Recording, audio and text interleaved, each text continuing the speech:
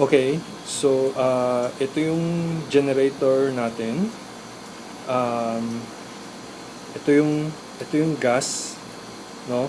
Twist and then put gas in there. And then ito ang ating motor. Uh, Dito yung electrical, no? Umpisa tayo dito. Yung ito yung connector, may kailangan ng twist to plug, pero usually lagi siyang naka-plug, so hindi siya problema. Pero pakita ko lang na ganito yung plug niya, no? Yung isang plug na to may notch dito sa dulo. Itong isa walang notch. Ito may notch ng konti. May notch ng konti dito, no? Yung notch kailangan nasa taas, no? Tapos ganun yung pasok. Pag pinasok, kailangan may right twist para mahigpit. Tapos ito yung switch.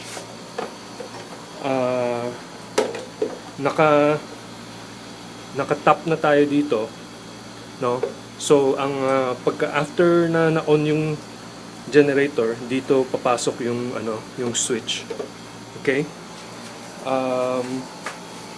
Then kung magi-start tayo,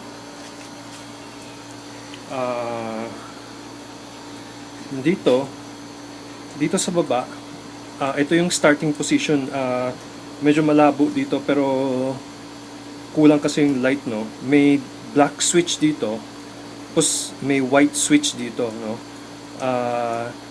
Itong black switch is the gas, no? Kung i-on natin, kailangan sorry. So ito yung motor. If motor is cold, it's called a cold start. So during cold start, ang position ng gas is nandito. So gas kailangan pumunta dito, and then yung choke kailangan ibalik dito, no? Now after na-start na yung generator, choke has to go back, or kung kailangan ng restart while yung motor is hot, no? Choke kailangan dito sa far position. Okay? So ulit, starting position ganon, and then move this here, and then choke goes back. Ito yung pang cold start.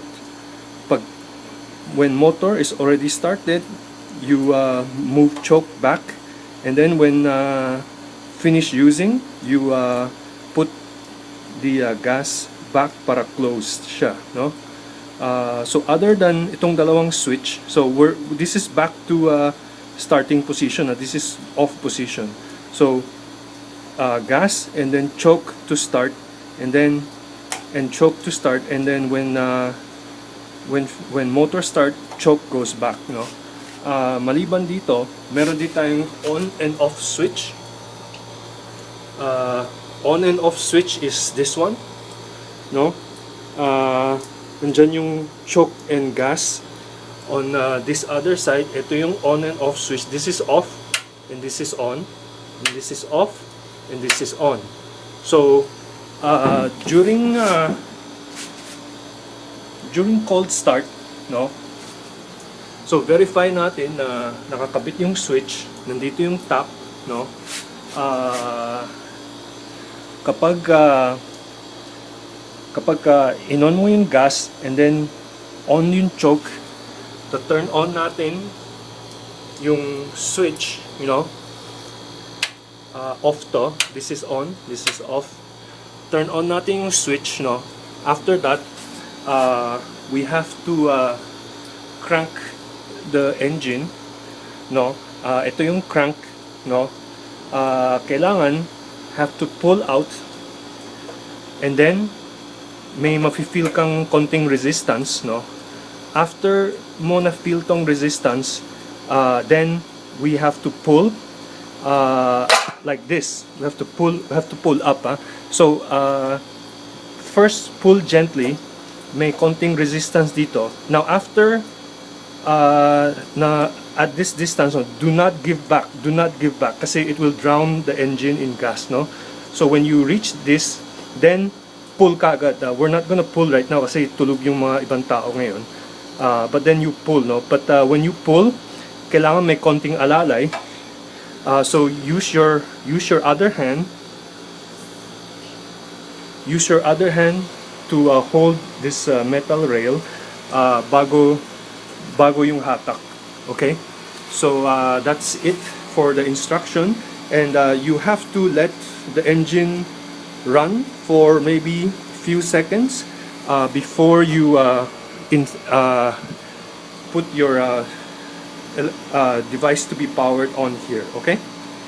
Hopefully that helps.